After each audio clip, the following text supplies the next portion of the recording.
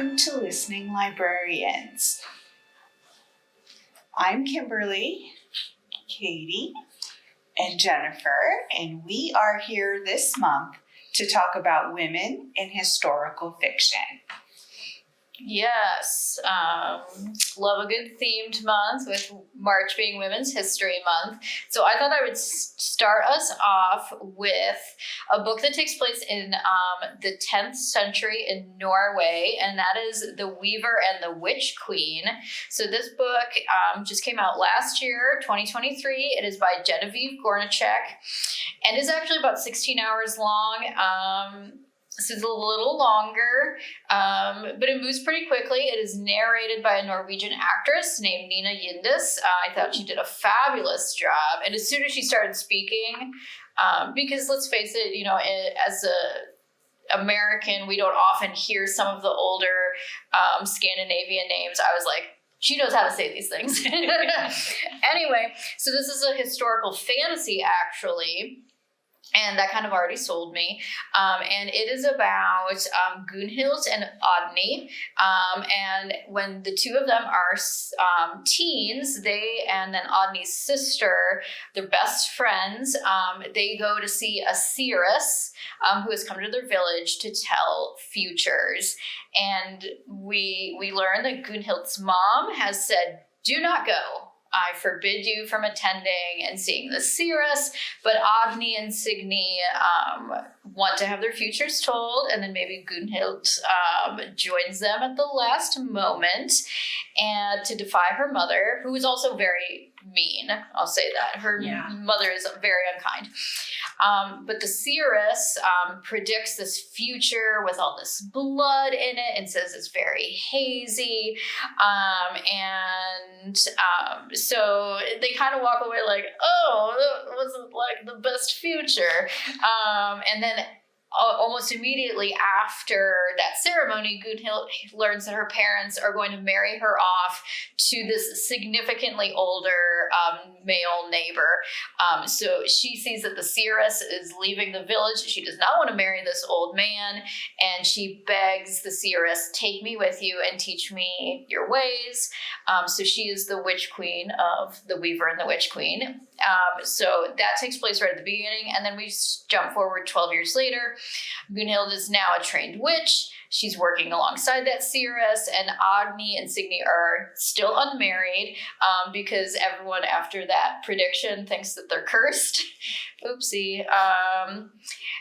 And so Gunhild actually has magic, so she can turn herself into a bird, in this case a swallow, and so she turns herself into a swallow to spy on her former friends, like in a nice way. I just want to see what the village is going on. And while she is in bird form, she sees the village get attacked and Signe gets kidnapped. So then it kind of becomes a tale of getting Signe back, and along the way they are joined by King Erik.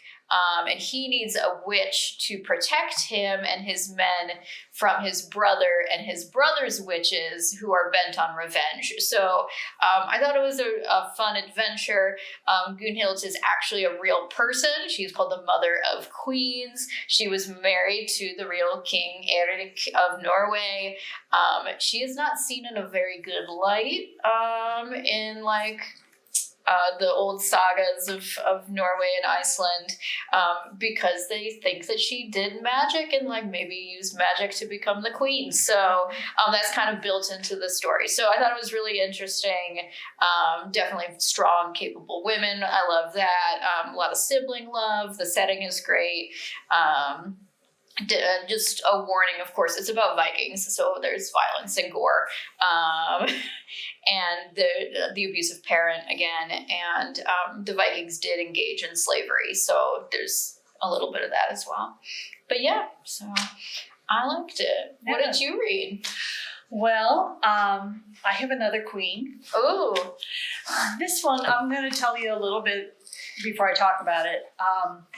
Obviously, I've gotten into listening to podcasts. I know I've talked about this at work. And one that had been recommended to me was the podcast Revolutions. Now, I had studied the French and Russian revolutions in college, but I looked through the list of episodes, and they had several episodes, a whole season on the Haitian Revolution. I'm like, Ooh. okay, I've heard about this. You know, this was a really big deal, but we don't learn about it much in class. So I listened to all of that and was like, okay, that's really cool. Now I'm going to go back and read this book that I had decided I wanted to read that came out last year. Now that I've got some context, I'll do this. And it's Queen of Exiles by Vanessa Riley. Like I said, it came out last year, 2023. And this is the story of Marie-Louise Christophe. Now, she was the wife of Haitian president and then Haiti's first and only king, Henri Christophe. Okay. So she was the first and only queen of Haiti. Marie-Louise was born a free black. Henri was actually born a slave and then bought his freedom and rose to the top of society. And he was crowned in 1810 post-revolution. Okay. So at this point, Haiti has become the first and only free black nation in the Western Hemisphere. But after the revolution, they're still really struggling with their debt to France and some lingering conflict. And of course, you know, she's got a front row seat to all of this. She's also got a front row seat to Henri's increasing mental illness. So between 1810 and 1820, and there's some very murky details here, but over the course of that decade, he declines quite a bit and acts very irrationally at some times. And in 1820, he dies under some very sketchy conditions. Okay. After his death, then Louise and her daughters, her and Henri's daughters, need to flee the country because, of course, you know, if the king dies, obviously somebody's out to get them. So they flee to Europe and try to recover their lost finances and establish themselves as equal to the European monarchs. Okay. Which is kind of tough because, you know, There's centuries of racism. and centuries of hereditary monarchy, and they're not really going to recognize upstarts, especially because they're black. So obviously there's a lot of dealing with racism and sexism throughout their entire story. The book doesn't really cover much of her life before she and Henri were married and rose to power, but her life after, the story really kind of bounces around a fair bit. It would be like bounce forward, bounce back in memories, forward, back, a lot of that. So you really just kind of have to pay attention to where you are in that timeline. It is a long one. It's 18 hours. It's narrated by Robin Miles, who does a really lovely French Haitian accent that it'll take a little while for your ear to tune into it, but it's very nice. And the content warning in this one is suicide. Okay. And also this questionable death, which might be, might not be. Got it. But yeah, we have some troubled folks in this one. So, Well, we're on a roll because mine's about a queen too. All right. Oh! The first one that I listened to was The Lost Queen by Signe Pike. It's narrated by Tony Fruiton, and it's just under 18 hours. It's 17 hours, about 44 minutes or so. Again, this is about an actual queen, but of course it's a fictionalized version, and her twin brother, who is the one that we now call Merlin. Oh. So this has a bit of Arthurian legend. It starts in 550 AD in a small kingdom in Scotland. And you're going to have to forgive my pronunciations. I'll do the best I can. But these names are very Welsh sounding. So it's very, even though it's taking place in Scotland. Well, Gaelic is not known Gaelic for is, being easily pronounced. The female twin is Langorith, and Lineakin is her brother. There are main characters in this book. They're twins who just lost their mother. Their mother was a wisdom keeper, which is basically what we would think of as druids. Okay. Their father is a king, not the High King, but a king of a small kingdom. Leineken is also studying to be a wisdom keeper like his mother was. Langor's fate is to be a wife because she's the daughter of a king, even though she would really like to be a wisdom keeper.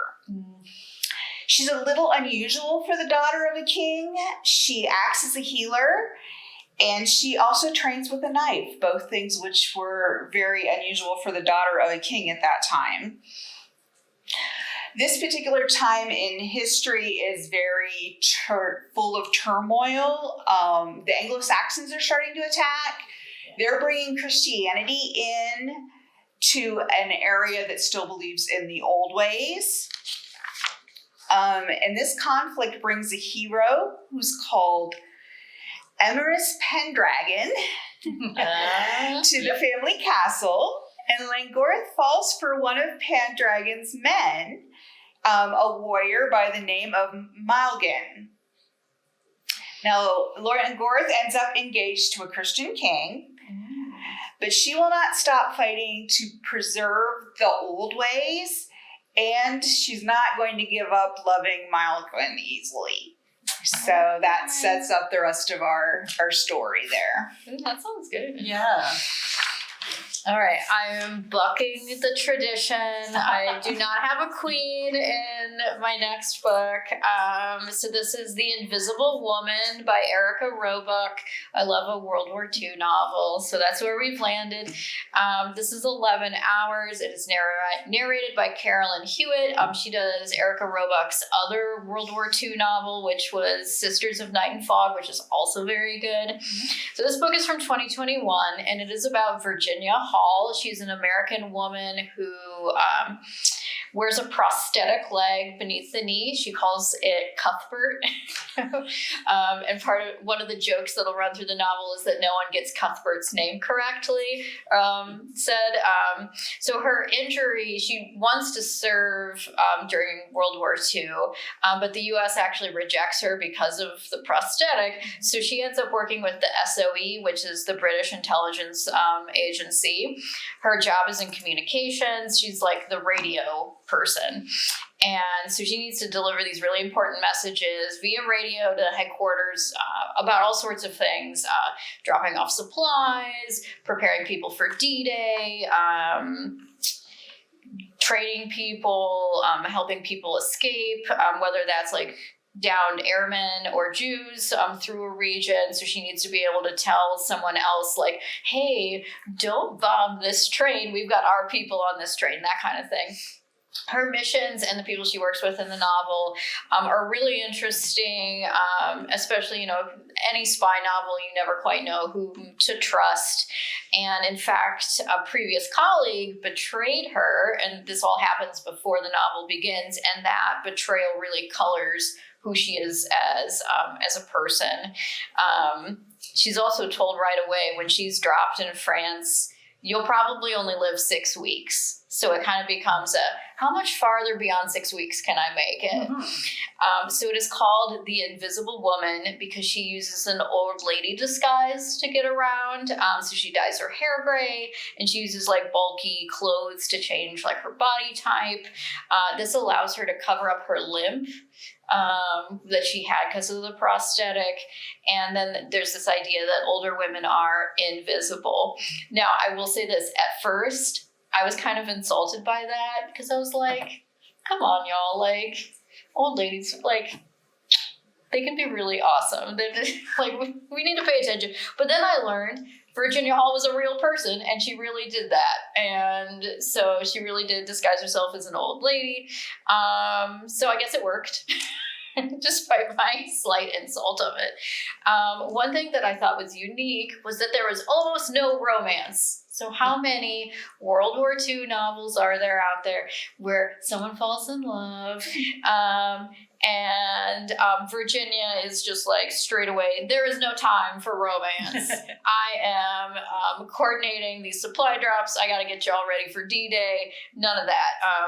It shows up at the very end of the novel, just a little bit. It was a good adventure, a good spy novel, very strong female character, of course, and I thought it was cool that she, I hadn't realized when I started the book that she was a real person. So the real Virginia Hall actually ended up receiving the second highest award from the United States. I forget what it's called, but yeah, and she did it in secret because she was still like, she ended up working for what became the CIA afterwards. So she was like, no one's taking my picture. Yeah. And yeah, so good job, Virginia Hall. Right. So she clearly knows the spoilers because she's a real person. She does make it past 6 weeks. Glad you said that. I might have missed it. Yeah. Well, going from invisible to someone who is very visible. Okay. My next one is The Brightest Star by Gail Tsukiyama. And this is a first-person fictionalized memoir. Oh, that's different. Of the third-generation Chinese-American and first major Chinese-American major movie star, Anime Wong. Oh. So we start off in the 19-teens when she's a teenager. She's growing up in LA Chinatown. And this is when silent films are getting started, and she's seeing films being created like in her neighborhood and in the area. And she'll spend time each day just kind of hanging out and watching and dreaming of the day that she'll be a movie star too. And she does break into the movies fairly early on. She started in silent films in 1919, and her first leading role was in a movie called The Toll of the Sea, which was the first major Technicolor film, which I didn't know. Of course, being Chinese American, she's often typecast with very, very racist stereotypes, either being very submissive as a character or a courtesan, a very loose lady, or a dragon lady who's the villain of the piece. Yeah. So she did create a number of films, but she left Hollywood in the 1920s. She was not there for very long. And she went off to Europe to find more success there and more acceptance. So she was hanging out with a lot of the Lost Generation crowd in Paris, like Josephine Baker and meeting Marlene Dietrich and all these other people we now know. And, she just found her niche there and didn't come back for several years. But she did constantly challenge Hollywood to try and do better. Part of it was in challenging them to come up with more authentic costumes instead of some of the stuff they wanted her to wear. I read after the book a little bit more about her, and apparently she had a really long-term friendship with Edith Head, who was a top fashion designer for the movies back in 40s, 50s, whatever, and really helped to influence her as well. So it's a really interesting story of how she came to be a star, how she dealt with stardom, how she dealt with the racism, as well as, some of the conflict with family who didn't want to see her do this. They thought that was just going to bring shame upon the family and, play into all the terrible stereotypes. So we get cameos by lots of different legendary actors and artists. I mentioned a couple of others there. There's also Mary Pickford and Douglas Fairbanks, who were really big in the silent film days. They really helped her get started. Paul Robeson, who was a magnificent Black opera star in the 20s and 30s. It was really, really interesting to get kind of a view of early Hollywood and all of that. There is quite a bit of talk about she dealt with depression over the years, heavy alcohol use. There's also some very cringy, outdated language. The biggest example is, being called or calling herself Oriental. Okay. Which is a term we don't use these days. But was used at that time. Yeah, and because it's a first person, quote unquote, memoir, it's being told at the end of her life in 1960, looking back. So, these were still terms used at that point. But it is a little hard to hear them nowadays when we're trying to do better. Yeah. The book is about 9.5 hours long in audio, and it's read by Cindy Kay, read very well. I always enjoy her narration. So it's a good book to really kind of sink into the silver screen era. Nice. How about you? My second book, I'm going to throw out the warning right at the beginning, has a lot to do with poison and abusive spouses and abusive family members and that type of thing. Mm-hmm. But it is a novel called The Last Apothecary by Sarah Penner. It's about 10.5 hours long. And this novel starts off in the late 1700s. And then it also jumps back and forth with present day. Our apothecary's name is Nella Clevenger. Her mother was also an apothecary, so this is kind of a family thing. Her mother is gone at the beginning of the book. Nella keeps what you might call a very exclusive shop. It is hidden behind a storage room. What she does is, other than selling regular potions, she sells potions that help women get rid of the abusive men in their lives, whether that's their husband, their father, their brother, employers. You were talking a time where abuse was more accepted by society, and it was hard for a woman to get away from that. Well, Nella's helping here, them get away. Yes, her way of helping women get away from this is to sell them these tinctures that maybe sometimes had some rat poison in them. She meets Ella Fanning, who's a 12-year-old lady's maid who becomes a friend of hers because Eliza's mistress sends her to Nella's shop with a very specific order for a very specific person. And I'm just going to leave it at that. Meanwhile, in present-day London, we meet Caroline. She is visiting from, believe it or not, Ohio. She is celebrating her 10th wedding anniversary by herself because her husband back in Ohio admitted that he was cheating on her. Boo. So she's here in London by herself. She goes on what's called a mudlarking tour. Mm-hmm. And what a my pronunciation again. Mudlarking tour is people search along the banks of the Thames River in London. And they find all kinds of interesting little antiques, and some of them are quite old. One of the things that Caroline finds is an old apothecary bottle, and it has an outline of a bear on it. Well, she becomes fascinated with this bottle and starts to do research. And when she's researching the bottle, she finds out about the apothecary and poisons, which leads us back to Nella. And during the time that she finishes up figuring a lot of this stuff out, her husband shows up uninvited. Wah, wah. Yeah. And it's going to go downhill from there. Mm-hmm. He gets ill. She gives him some eucalyptus oil to rub on his chest because he's got an illness in his chest.